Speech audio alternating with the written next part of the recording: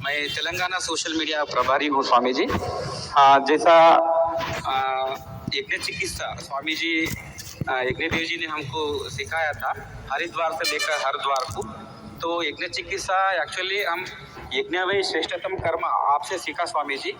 नहीं तो इससे पहले कैसा था कि यज्ञ यानी ये कर्मकांडी है, ये ब्राह्मण लोगों का ही है, हमारा नहीं है। उनकी रोजी रोटी है, लोग ऐसा मानते थे कि उनकी रोजी रोटी है, इससे उनको कुछ मंत्र पाठ कर लेते हैं, बाकी को आता नहीं है तो उससे वो हवन पूजा पाठ करके दान दक्षिणा लेकर के और कुछ कर्म कांड करते हैं। वैसे ही यानी यज्ञ यानी हमको ऐसा लगता था कि कुछ वास्तु शांति के लिए शादी में ही करना, बाजू ये कुछ भी मालूम नहीं था। जब हम यज्ञ देव जी से हम ये सीखे थे यज्ञ चिकित्सा और यज्ञ थेरेपी का, तो उसके बाद हम लोग अक्टूबर 2 तारीख को हमारा गांव में 51 यज्ञ कुंडीन से हम यज्ञ किया था रुद्रपुर में, निजामाबाद जिला और हैदराबाद तेलंगाना स्टेट में। स्वामी जी जैसा हम लोग ये यज्ञ चिकित्सा पाया है, तो जब हमको पता चला कि जन्मना जायते शूद्र संस्कारात् विजय उच्यते, यानी जन्म से शूद्र भी होगा और संस्कार से हम ब्राह्मण बन सकते हैं। ऐसा यज्ञ चिकित्सा से हम यज्ञ का थेरेपी हम लोग सिखाया था। और सीखने के बाद हमारा सिर्फ एक ही गांव में स्वामी जी, हमारा छोटा सा गांव है रुद्रपुर मंडल, वो निजामाबाद डिस्ट्रिक्ट। आप 2018 में आए थे आप निजामाबाद में। तो जब से हम लोग सभी योग साधक ने योगा करने लगे और निःशुल्क योगा हम सिखाए पूरा गाँव में। और हमारा गांव में ऐसा एक अनुभव हुआ था कि हमारा ये गवर्नमेंट टीचर है लक्ष्मी नरसैया और उसका धर्मपत्नी है प्रणीता बहन जी, और उसके बाजू में श्रीनिवास जी है, उसका धर्मपत्नी है अश्विनी जी, और इंदुर ज्योति जी। ये सभी एक ही गाँव उनका लोगों का है स्वामी जी।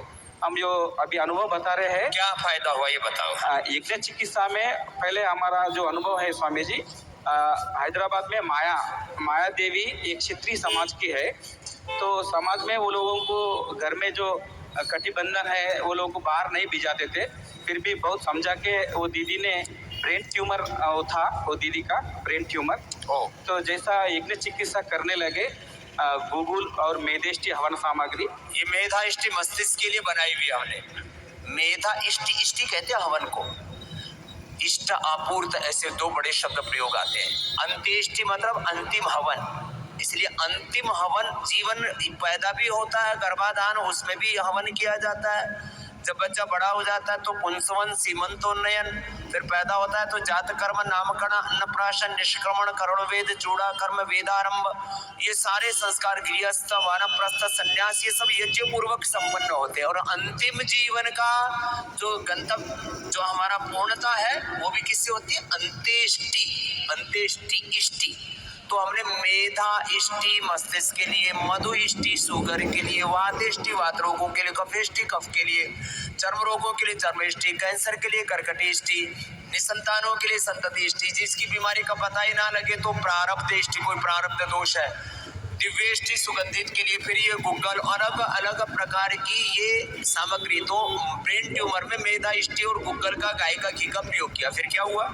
तो मेधाइष्टि और गूगल का हवन सामग्री से यज्ञानंतर यज्ञ चिकित्सा का एक घंटा अनुलोम विलोम और एक घंटा फिर ये अनुलोम विलोम कराए। इसी हवन की सामग्री में गूगल गाय का घी और मेधाइष्टि डाल के ये सामग्री डाली मेधाइष्टि की, गाय का गूगल डाला, गाय का घी डाला। तो कितने दिन किया। तो स्वामी जी मेधाइष्टि और गूगल हवन सामग्री से अनुलोम विलोम 1 घंटे करने के बाद हर दिन 1 घंटा करता था। उससे पहले एलोपैथी का दवा दिया था, उससे उसका आंखों का भी नजर कम होने लगा। और डॉक्टर ने बोला कि ब्रेन ट्यूमर बढ़ता है तो आंख पर असर आता है, बाहर भी नहीं चलता थी, नजर भी चली जाती है। अनुलोम विलोम करो आप लोग। हाँ। तो आंखों के ऊपर असर आने लगे तो डॉक्टर ने कहा कि तुम्हारा आंखों को भी निकालना पड़ता, क्योंकि बहुत ये प्रॉब्लम हो गया तुम्हारा ब्रेन ट्यूमर से। ऐसा बोलने के बाद में निरंतर ये यज्ञ चिकित्सा में 1 घंटा अनुलोम विलोम नाड़ी शोधन करने के बाद उसको डॉक्टर ने बोला कि आपको ज़रूरत नहीं है, आपको ठीक हो रहा है, क्या ट्रीटमेंट लिया, कहाँ लिया, कि वहीं कंटिन्यू करो, ऐसा बताया। उससे अभी वो उसका घर में जो क्षेत्रीय समाज है बाहर नहीं भी जाते, ऐसा उसका ससुर अभी वो यज्ञ चिकित्सा के लिए उस बाहर भी जाने लगे, क्योंकि दूसरों को सिखाने के लिए स्वामी। अब इसका ब्रेन ट्यूमर कैसा है? अब ब्रेन ट्यूमर अभी नॉर्मल है, रिपोर्ट के साथ लाया स्वामी जी हम लोग। रिपोर्ट के साथ लाया है? रिपोर्ट के साथ लाया स्वामी। ताई को भी लाया है? वो ताई नहीं आया था, मुझे रिप्रेजेंटेशन तो भिजाया था।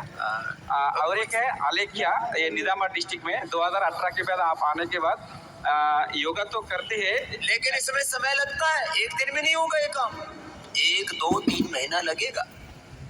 तो लगने दो, समय तो लगेगा, समय तो लगता है जी। तो आलेख्या उसका नाम है, उसका माँ का नाम ज्योति है। तो हर दिन मिर्गी का प्रॉब्लम था। एपिलेप्सी में बहुत जबरदस्त लाभ होता है ये चिकित्सा का। उसमें मेधा इष्टि, फिर ये मेधावटी, और उनको इम्यूनोग्रिड गोल्ड, अश्वगंधा रिष्ट, सारस्वत रिष्ट, मेधा क्वाथ, बादाम, और अभी तो हमने एक नया भी ज्योतिषमती तेल भी दे दिया है। तो फिर क्या किया? तो जैसा मिर्गी दिन में 7 बार 8 बार आता था स्वामी जी। 7-8 बार आता था? 7-8 बार बहुत प्रॉब्लम होता था। वो अभी बीटेक की है, इंजीनियरिंग लड़की है। तो जैसा हम मेदेष्टि और गूगल हवन सामग्री से वो लड़की को हम लोग एक चिकित्सा के बारे में बताया, तो उसको 7 बार से लेकर अभी 0 हो गया स्वामी जी पूरा। अब 0 हो गया? एक ही महीने में, एक ही महीने में, एक ही महीने में? अब बिल्कुल नहीं आता? नहीं, अभी नहीं। अभी वो भी हम रिपोर्ट लेके आया स्वामी, उसका भी हमारे पास रिपोर्ट है। ये एपिलेप्सी में तो 100% लाभ करता है हवन। ये मेरा यहाँ पर भी अनुभव है, और क्या नाम है, आलेख्या का भी अनुभव है, और ऐसे यहाँ पर सैकड़ों लोगों पर हमने प्रयोग किया है। इसमें 1-2 सप्ताह से लेकर के 1 महीना लग सकता है। क्या लंबी चौड़ी कहानी है। मेधा इष्टि से हवन करना है, अनुलोम विलोम, खाली खावन से नहीं बात बनेगी, अनुलोम विलोम भी करना पड़ेगा।